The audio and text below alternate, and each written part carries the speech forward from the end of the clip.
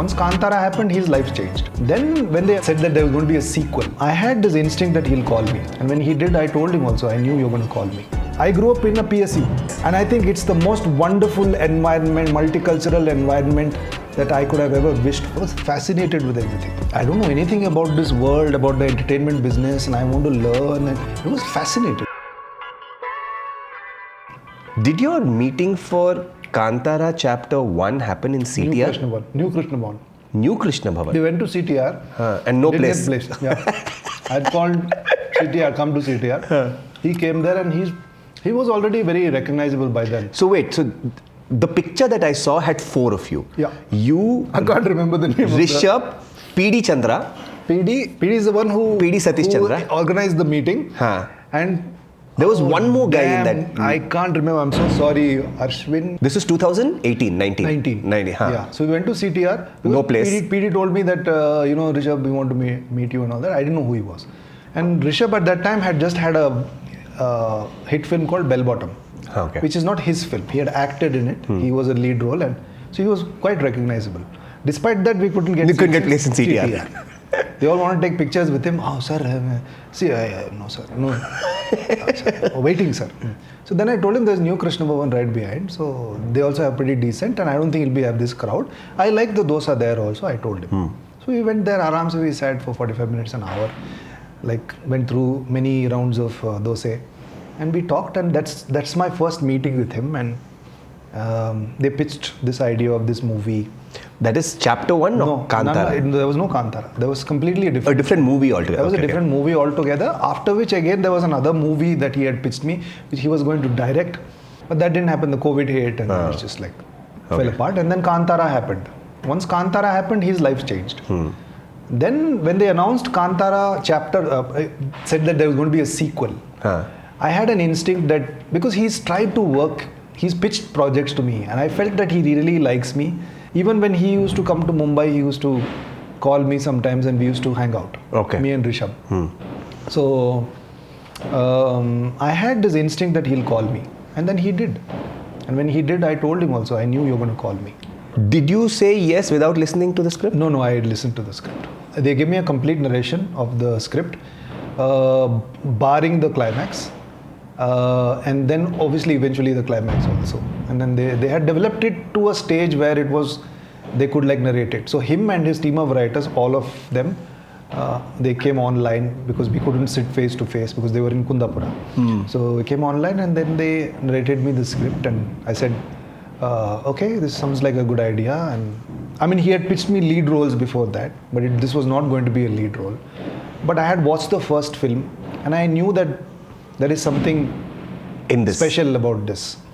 And career-wise also, the first one was enormously successful, and I think people were waiting that there was going to be another one. The response that people had, and the industry also had, the Hindi industry in particular had, was very positive. So I knew that this would be a good career move as well. But also he wrote a part that I think they kept me in mind. When they were writing, is we want Gulu to do it if he likes it. So they wrote it with me in my mind. So they were definitely expecting an actor like me, to bring something different to a bad guy.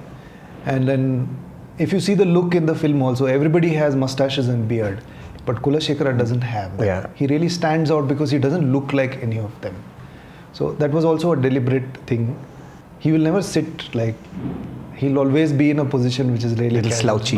Slouchy. He's a drunkard, basically, he's that. And entitled and jealous and very self-conscious and all of those things. So you should be able to tell in the first look only that I don't know if this guy is the right guy, right person. Did you have fun doing the movie? Oh, a lot of fun. Did you... To be frank, it was an easy job. The hardest thing was probably the horse riding, which I had to learn. And to be able to control the horse in that sequence. Horse was a sweetie, like Azad. I trained on that horse also, among other horses, but I primarily trained on the horse that I will have to ride. And they were all Mumbai horses. And my goal was also to learn what I need to do in the film first, and then get it down pat. But that was still tricky because there were so many people yelling and screaming and throwing fire. But that would have thrown the horse all the time. Yeah. It's a trained horse, but it's still... Right. You moved to Bombay in 2008. 2008, yeah. August of Like, 2008. were you not scared? I'm at this point, even now, when I think of, I cannot do Bombay. Scared of what? What should I have been scared of? Moving from a city where you've grown up into another city where you have no foothold and going to look for work in a really competitive scape. A little bit, yeah. In a sense, not so scared, but I was uncertain. Like, I didn't know anything. I was fascinated with everything. I don't know anything about this world, about the entertainment business, and I want to learn. And it was fascinating. At least first 3 to 4 months was fascinating. But where's the money? Like, I had some money.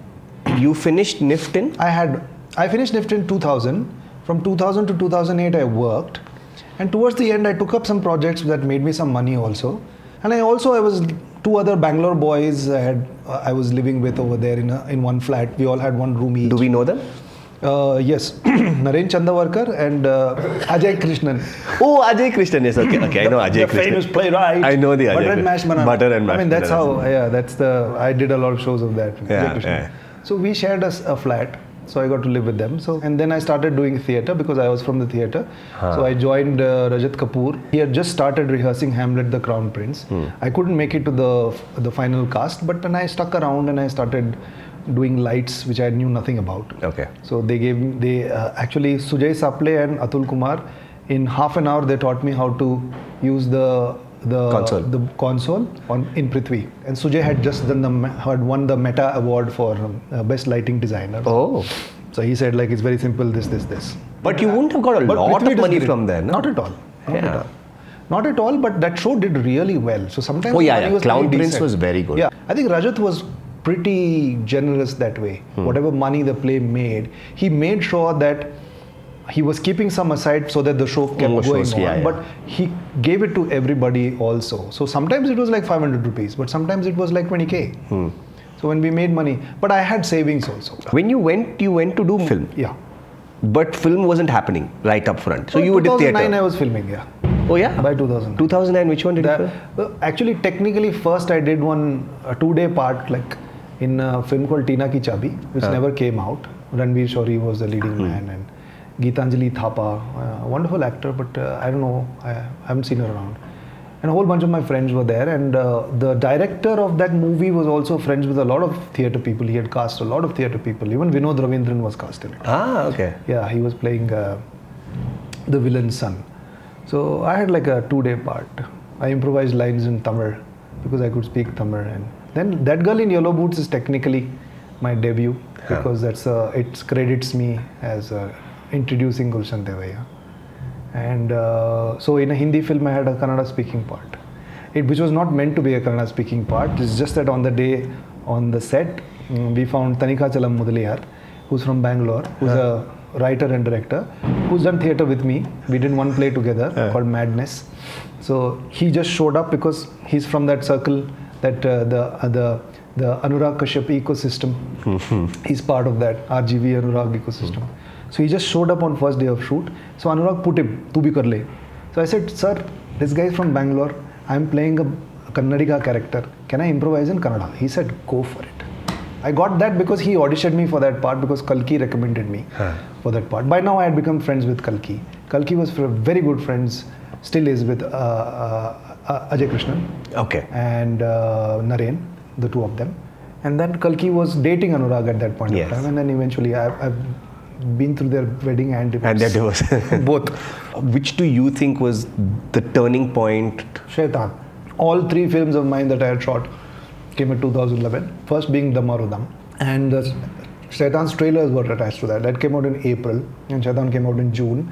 And That Girl in Yellow Boots came out in September. Okay. So 3 very different parts, lengthwise, appearance-wise, everything, and sensibility-wise. 3 films had nothing in common. So that variety, versatility thing that I would have desired, I got it in my first debut year itself. Yeah. So then Ram Leela also happened at some point. Happened, Hate Story. There was a film called Hate Story, which did reasonably well, and Ram Leela.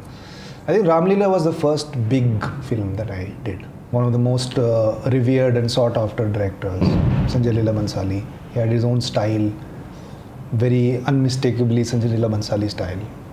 And then It was also my first experience of walking into a set that cost like 7 crores. I'm like, set is only 7 crores. And then we had many of those. Then I did Hunter. That was probably another little spike, like a very noticeable milestone for me. It didn't make a bunch of money, but then it was a fairly successful film. But it was probably until now, that was my most watched film. Like people had watched the shit out of it. You lived only in Bangalore? No, like when I was I was born in the public sector campus, BEL campus. So we had individual row houses. Full the communist model was individual row. You called it row houses that time? Row houses, yeah. Really? Yeah, even but that this time it was was all called the Soviet models, no? Because all the PSUs were like designed on the Soviet model. So we had this Soviet style. The same thing repeats itself. Cookie cutter system. Everybody will have same house. Inside house also everything same color paint, same doors. Everything is same. And then people will come and they'll put like, rangoli outside the house, then, and toran outside the house. So then they make it their own. This is from 1978 to 1999. Did you have like a playground there, or were you playing on the streets? We had a lot of playgrounds on the streets, on the terraces, and wherever. Every nook and cranny and crevice. Sweet. We've played all sorts of games. Running and catching, hide and seek. Hide and seek, and I invented a game called War, which is basically hide and seek where you can shoot people. With what? With just action. Yeah. Bang, bang. And people have to die? Yeah. So you have to be honest. If you get shot, you have to like. So you make two teams basically, and then you have to. One will either defend or both will attack. So you can create strategies on your own. And sometimes the strategies are elaborate. Like sometimes just for fun, like when long holidays, we'll start in the morning, no holds bar. So sometimes people would take their cycles, go all the way around for 3 hours and come and attack. When everybody is tired, you thought you got everybody, you can't find this one guy where he's gone all the way around, full chakkar, he's done of the entire colony and come there 3 hours later, bang, bang, bang, bang, bang, bang, kills everybody. Okay, so strategic, logical question in this. If you shoot someone from the back, how do they know they've been hit? Because they can hear you. I shot you. You have to be honest. You have to be honest. Of course, people would cheat all the time. Like when somebody's head popped and you did bang and they'd say, hey, no, I pulled my head back. I'm not shot. And sometimes when we were like, we used to crawl under in like gutters and everything where we found snakes sometimes. Not on the same day, but later. There was a snake, like somebody had called somebody a snake catcher and they're pulling a snake out and you were like, just last week I crawled under this. I went from here to there. I wonder if the snake was, but still we would crawl. At that moment, it was like, so yeah, I am credited to have invented that game. The War. It's called War. It's very simple. Very simple game. I like it. BEL campus was where? Like your house? Jalahalli. Oh. North Bangalore. So when I used to play sports, I used to represent Bangalore rural for javelin. I did that one. What? You were representing from Bangalore school or state? State. No, district. Bangalore rural district. You used to throw javelin and all? Yes. I went to state level. State level I got like Rogered. Why?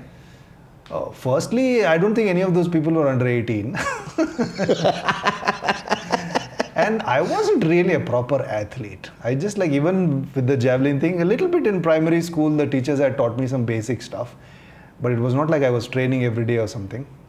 Primary school, Cluny Convent? Cluny Convent, yeah. Okay, Cluny Convent is a girls' school. How you got... Till 7th, they used to have boys. I don't know now. No, because there's two Clunies. One is in Malleshwaram. One is in Jalahalli. The Jalahalli one had boys from LKG to 7th standard. After 7th, it's only girls. The high school is only for girls. So they kick you out. Right, yeah. Then I went to St. Joseph's Indian High School. How from Jalahalli went all the way to St. Joseph's Indian High School? It was really great. I was glad that my dad didn't put me here and there. I don't know, my dad had this idea that you have to go to St. Joseph's Indian High School. He thought that it was a good... All the decisions were taken by parents. Yeah. So my dad took that decision. And in a way, I think it was a really good decision. Not because it's a great school or something like that. I didn't feel that it was a great school. Now see the comments that will come. No, that's it was okay. Not a great school. No, it's okay. I wasn't particularly good at studies or something.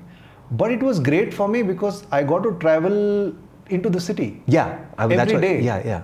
And the experiences you have, the things that you get to look out from when you sit on the window. I mean, I really like doing that. And also, it was an all-boys school.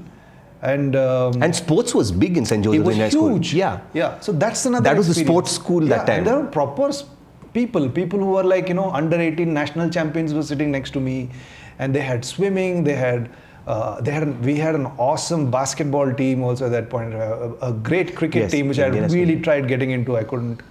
I thought I was good at it, but like obviously I saw people who were like much better than me. And they had like the SAI, it's under the Sports Authority of India as well. So they had athletes from all over India who were there, who were hostelers, and they were built like bisons. Like some of these boys were like 16, 17 years old, and I swear, I tell you, like I can't imagine how are these people so big. I came from Jalalali Cluny Convent. Like these boys are. I had the same feeling when I played football massive. Went to Baldwin's and all. These guys, I'm like in the 8th standard. And we had a whole bunch of these Siddhis also. Who were also there on sports quota. They used to come there. Yes. And that was the first time I had no idea that there are Indians of African origin until I went to St. Joseph's Indian High School. I didn't know. And I thought this is like, international quota or something. And they're speaking Kannada. I'm like, hey, they're like, no, they're Indians. So that experience was great because they're like, you're a whole new world. You're like meeting people from different parts, because otherwise I was meeting only kids from HMT and BEL. When you went from Jalalali to St. Joseph's Indian High School, what bus were you taking? BEL had this. If you're a BEL employee, you can get a pass made. And BEL bus goes to like multiple places. Yeah, everywhere in Bangalore they used to go. So for all the students of the employees, they used to get an annual bus pass. You have to get it renewed every year. And until the age of 21, you can get it, I think. Okay. At least I don't know what the rules are now.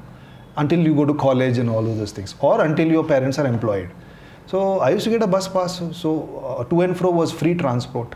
Sometimes we used to walk just for the kids from Kasturba Road to Jalalali. And how long would that have taken you? An hour and a half maybe. Chuma. It's like you're not trying to like get there quickly. So like you just enjoy sometimes a big deviation through MG Road. Old MG Road, and go all there, and sometimes even go and watch a movie in school uniform. Sometimes we used to walk just for the heck of it. Just walk, and it's usually like just 2 or 3 boys. We walk off, and and I was the one who would have to walk the farthest. So the others would sort of get off, as in their houses would be much along the way. I enjoyed it because it's like, I think for the first time you get to witness the city and you're not with your parents. There's a sense of independence, and also the experiences you take in, all of those things that you see. It was fascinating 3 years. More than 3 years, because when I went to NIFT also, I did take the BL bus for the first year. Then after that I moved on. I was old enough to sort of ride my dad's Hero. Where was the NIFT campus? Where is the NIFT campus? Now it's in HSR layout, but we didn't have a campus. It was on Cunningham Road. It was a government building. It was a state government building. They had given us 3 floors. Oh, It was fascinating. Again, as like really like those 3 years were like really such enriching experiences in the heart of the city, Cunningham Road. Casa Piccola, beautiful, right there next door. Underground. Fair road. There was Casa Piccola, and just around the corner there was one Chinese joint also over there. No? Yeah, I can't remember that. And that there was this Sapad place also. There's one Andhra. Bhima. Bhima's. Not Bhima, something else was there. Bhima? For a short time it was there, and then they shut it down. Nagarjuna, no, Bhima's only. Not Nagarjuna. So you came in here and you said, hey, I was feeling like having masala vade. Yeah. Why that feeling happened suddenly? I don't know why. It just happened.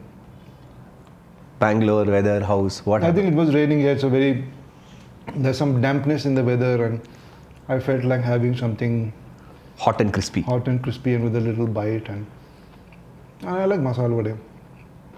What were your favorite places around Cunningham Road to hang out in, apart from Casa Piccola, when you were in Chandrika Hotel.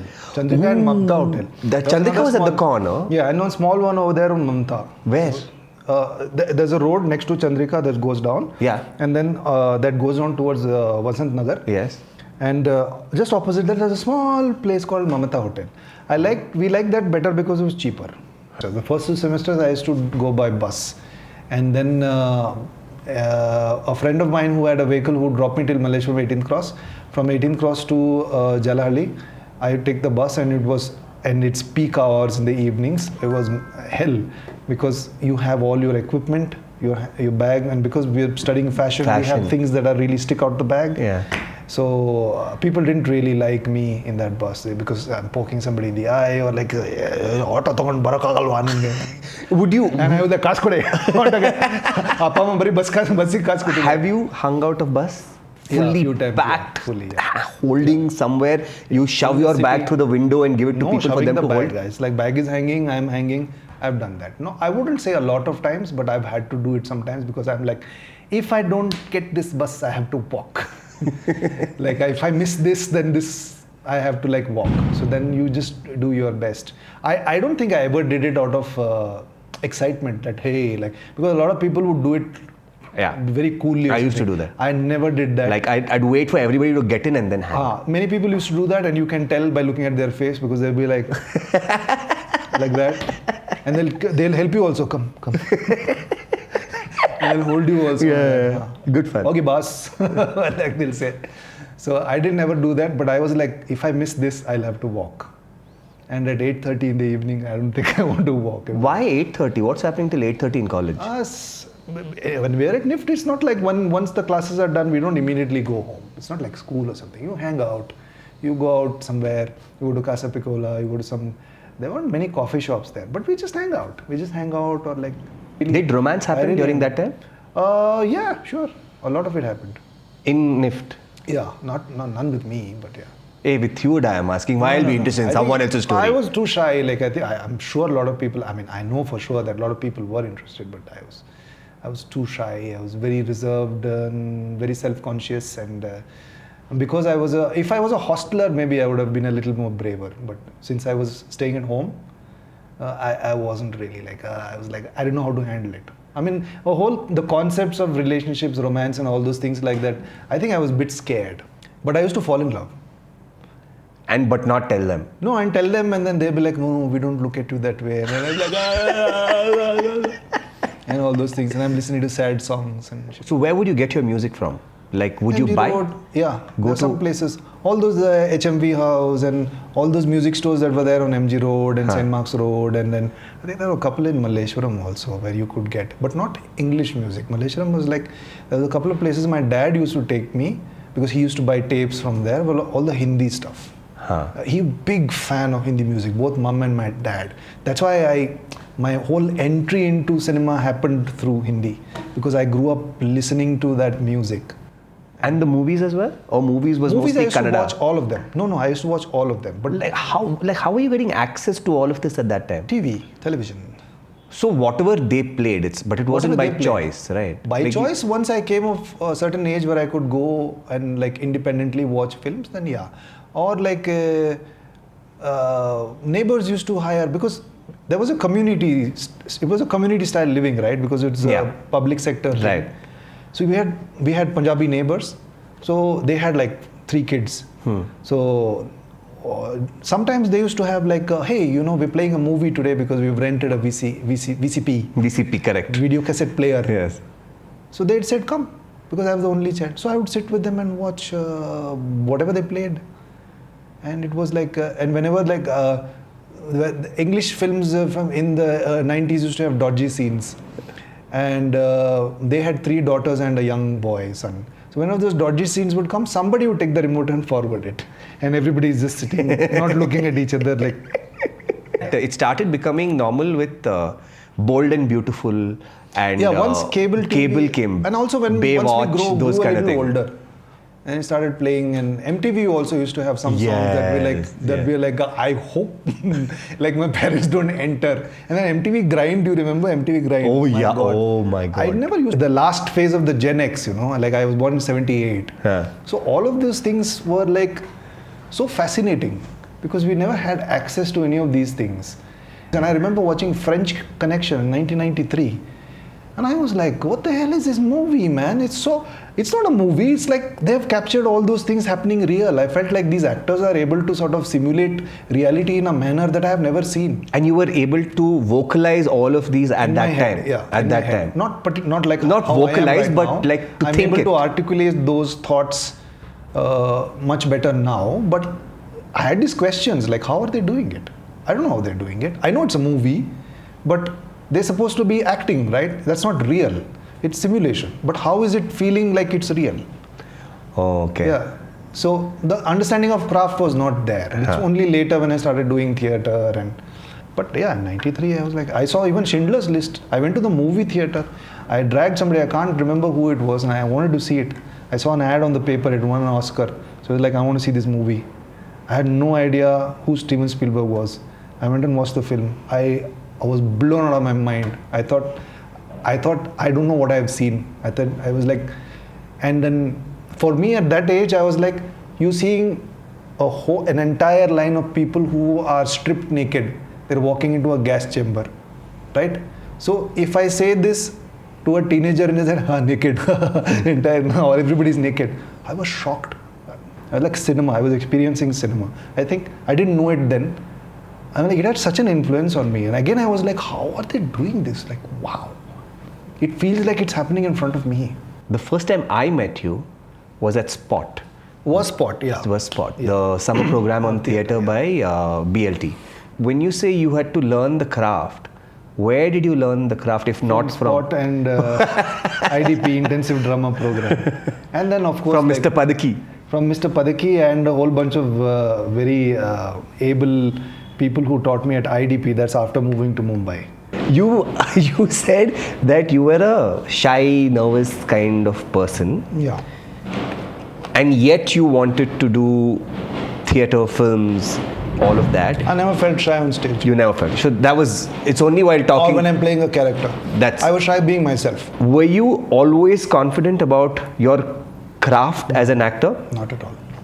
Are you confident now about your craft as an actor? When did that shift happen? At what point did you say, you know what, Have you seen Kurukshetra Burning? The play that BLT did? No. I played Duryodhan. No. After that. So it was before you went to Bombay? Okay. 2006, I think. We did that play and Mr. Vijay Padaki directed that play. It's a play written by Kuvempu, who's not really known for his plays.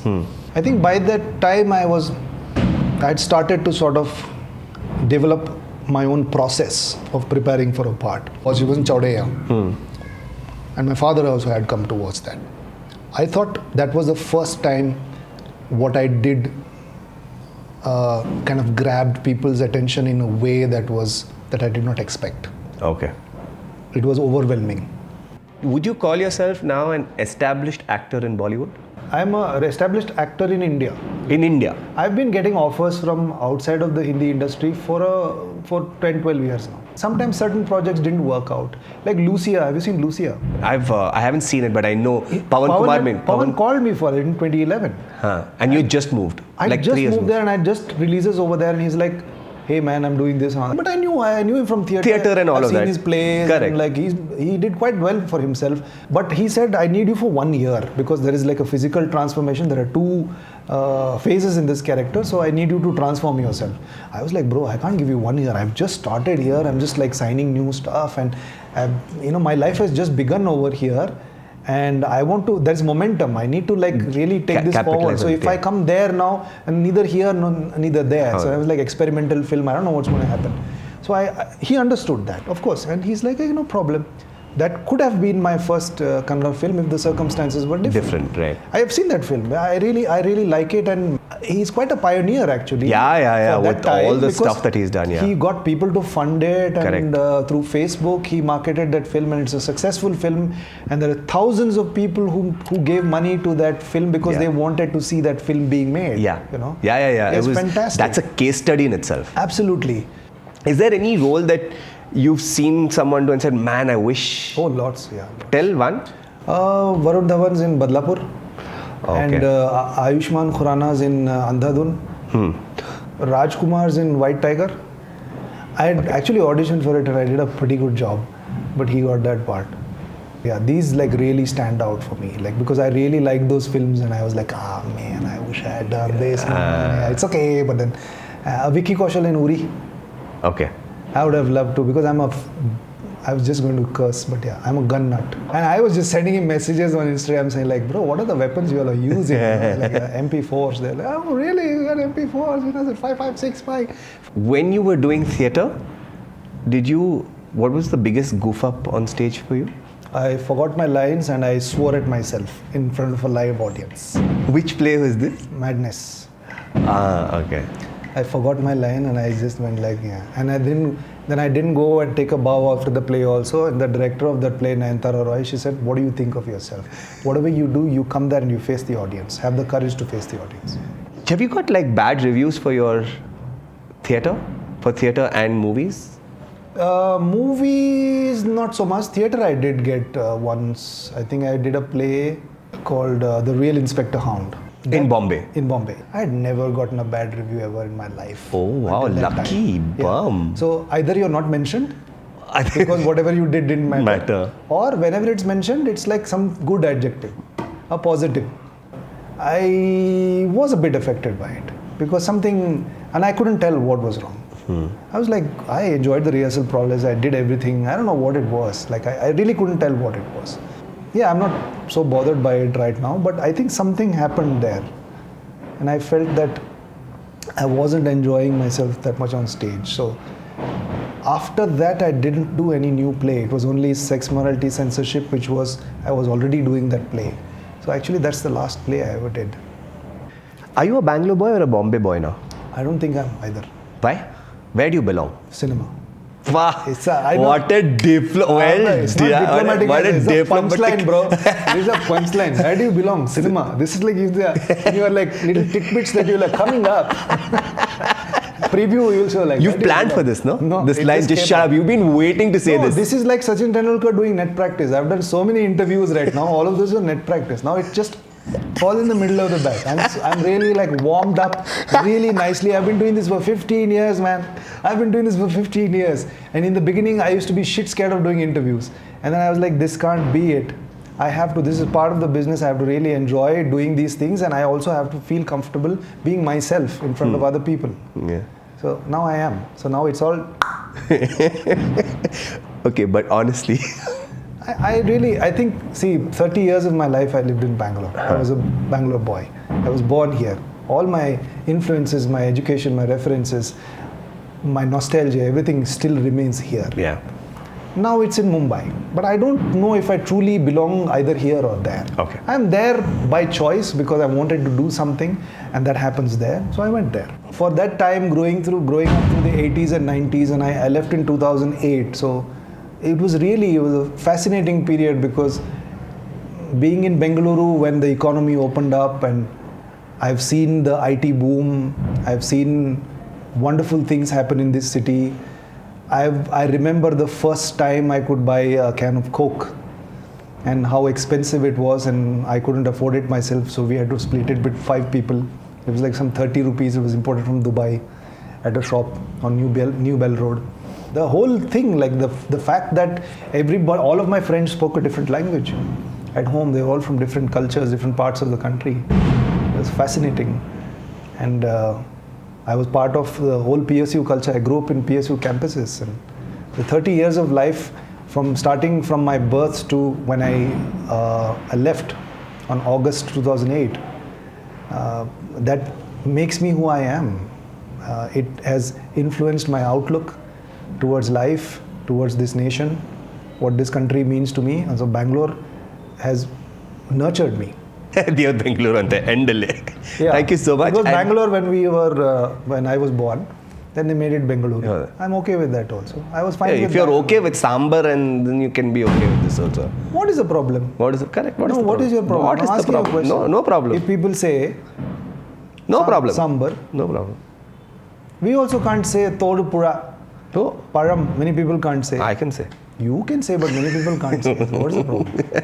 It's a small, what I say is childre vishya. Silly matters, like we are entangling ourselves unnecessarily. Some friendly little, scuffle is okay, but people take it way too seriously. Now when they have like these groups and they're like, how can you say this? Somebody was bashing me for not correcting journalists who say Kannad. I myself say, when I'm speaking in Hindi, I sometimes say Kannad.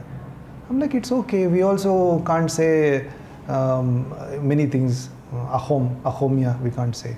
We don't say, we say Assam. We don't even say Tamil. We say Tamil. So it's Tamil, right? So, Tamil. Yeah, Tamil. Yeah. Or like Param, Todupura, Pura. So if everybody is feeling bad that you're not pronouncing our language properly, then what is it's rubbish. No? Have you become philosophical, deeply philosophical? Yeah. And I have a friend called Joby Chako. He went to NIFT with me. He lives in Goa now, between Goa and Kerala. So he once, very surprisingly, handed me a little booklet, which I don't know how he got it.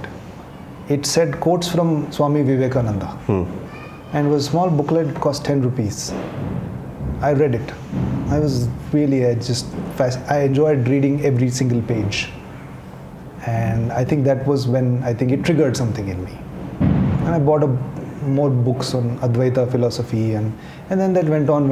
And then now it's moved on to like podcasts about all kinds of stuff, Taoism, and I just expose myself to everything. And then Albert Camus. For you, what would be the 5 wonders of Bangalore? First thing is Cubbon Park.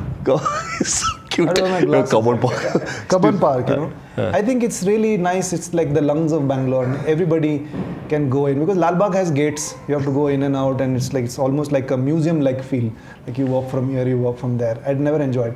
But Cubbon Park, because when Indian high school was close by, yes, and sometimes you would walk through Cubbon Park. Yes, correct. Other side. Yeah, that's the Vidhan Sabha side. Yeah, Vidhan Sabha side. So it was a lovely place. With everybody, people are like quietly romancing. People are going for walks. Some are exercising. You'd be like those. Some are napping. School kids, like, kissing. No, I never did any of those. But then, I think I was too shy then. Also, people are doing that. I'll just change the direction, go somewhere else. And all sorts of things used to happen there, I suppose. But it's just an open space. It's a really nice place for everybody. Yeah. It's for everybody. It's not for these people. Like you have to buy tickets or something like that. Nothing like that. You could just go there and you could chill. You could have your afternoon lunch, your nap, or like sit and think, or I don't know, whatever. Like you could do all of those things. So I think, and it's a huge place in the middle of the city, in the heart of the city. It's there. So I think number 1 would be that. Number 2, I think Rangashankara. I think it's a great place, not only for me, for everybody to enjoy the theatre culture here from Bangalore and its rich traditions. Contemporary theatre, traditional theatre, Kannada theatre. I think all kinds of theatre happen. It's a great space. And I'm glad that space is there. Yeah, because it's an intimate space and it's not a proscenium space. There are other spaces also that have been spawned from Rangashankara, but it is an OG space for us. Yeah, true. And a lot of our initial theatre experiences and those special feelings of being part of the festivals and all of that environment comes from Rangashankara. And there is nothing that will replace that. So I think that one. Second is Indian Institute of Science. Ooh, Indian Institute of Science. I just randomly picked it because I think it is a marvelous institution. I know nothing about Indian Institute of Science, except there was a toll gate because the Tatas had founded it first, and then they gave it to the government and it became Indian Institute of Science. And I think Bangalore was the heart of many such great institutions. Yes. And Indian Institute of Science was one of them. Then Bende Dose. It's not a place. Bende Dose is from Davangere. No, it doesn't matter. It's from Bangalore now. I've eaten Bende Dose. That is Davangere Bende Dose, bro. There's Bangalore Bende Dose. Where? Okay. They have taken it here and they have made it their own. It's a different tasting from Davangere Bende Dose, what? Yeah. Okay. Davangere Bende Doses are much more fluffier. Yeah, true. Yeah. So you're talking about, okay. Yeah. See, you can call it masala dosa. I'm fine with it. We call it masala dosa. It's okay. Are you now going to say you're okay with sambar also? Yes, I'm okay. In your sambar? Yeah, because we also say Assam. We don't say Ahom. We also say Orissa. We don't say Odisha. So it's fine. Sab hamara hi hai. We are all part of this land. It's all unity in diversity. So you can say masala dosa. I am okay with it. Disclaimer, I am not responsible for my guests' views on this show. I am not responsible for the headlines he'll put, or the captions he'll put, for all the reels he's going to cut. That is their responsibility. Number 5. Magane, I'm full prepared. Batting, no?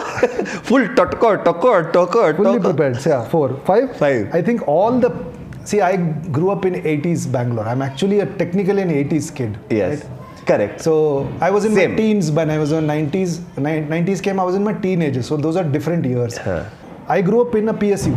Yes. And I think it's the most wonderful environment, multicultural environment that I could have ever wished for, because I had neighbors from all over India living in the same colony. We all played together, we all ate together, we watched Ramayana together, we went to each other's houses and watched movies, went to school together, had fights, like friendships are still there, and it was fantastic. Like we had Srivastavs in the front, and we had people from Haryana, Punjabis in the Soods, and we had Tamilians with whom I kept speaking with Suresh's mum, and I can speak decent Tamil because of that. So it's just such a multicultural thing, and that's thanks to the PSU environment that was there in Bangalore at that point of time. Now obviously it's the corporate world. I'm not part of that. So all the PSUs, like, I don't know if ITI still exists, HMT and BEL and BHEL and I think Indian Institute of Science is also a PSU, and ISRO is PSU? I don't know. No. Yeah. They're not. So anyway, I club all of them together, and I think that's really something really unique to Bangalore.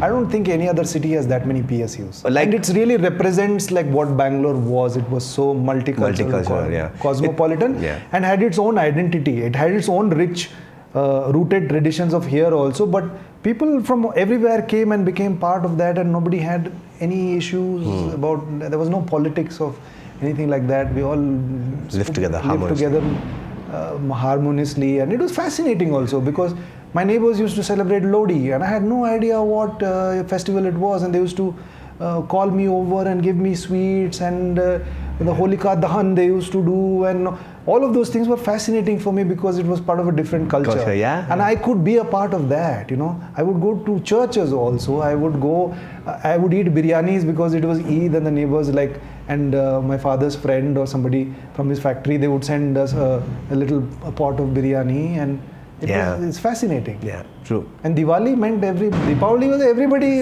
out on the streets, crackers. Some of the Muslim kids no crackers. They used to come with us and then hey, come, you burst with us. We have something called the Bangalore Dabba. Bangalore Dabba. Okay. Bangalore is Dabba. No, Bangalore Dabba. I'm not saying it. He's saying it. He said it. He said it. I said we have something called the Bangalore Dabba. Okay. Where I have items from 1 to 20. You pick a number, I'll give you. You have to tell me story connected to it. For yourself, personal story. Personal story connected to it, if there is any. Okay, fine. Dabba. 1 to 20, pick number. 8, because I left in 2008. Tinkle Comics. I never owned any Tinkle Comics because for some reason my father would only buy Chandamama. And I really wanted to, and I would always borrow Tinkle Comics from friends or cousins and read them and give them back. I never owned a single Tinkle comic ever in my life. Do you want to now? Not anymore now, but Amar Chitrakatha stuff I've already bought the collector's editions and everything I have. Did you have a favorite in Tinkle? Like a favorite character in the Tinkle comics? Shikari Shambhu. Of course. Supandi to some extent, but I was more Shikari Shambhu. What a goofball. So full of himself also. So full of himself. The big mustache and everything. And Tantri the Mantri. Tantri the Mantri. He's always scheming to kill the king, and he's never successful. We end with it's gone already. So he knows. No, you say it for the people who don't know. Everybody knows. We end with a postcard to Bangalore where Gulshan Devaiah will say, "Dear Bangalore or Bengaluru," and write a little, "Hey Machan, what is this? You're reading your script." I wrote it because I wanted to express this. Sometimes you forget those thoughts. So here I've written, "Dear Bengaluru." I've not even finished my question. The most valuable things I've ever received by virtue of being born in this land are the multicultural experiences through the 80s and 90s and the 2000s. Thank you, Bengaluru, for the 30 years of nurturing. Thank you so much, Mr. Gulshan Devaiah. It was, in your own words, it was fascinating. Fascinating. The number of times you've said fascinating on this episode. Really? Yeah.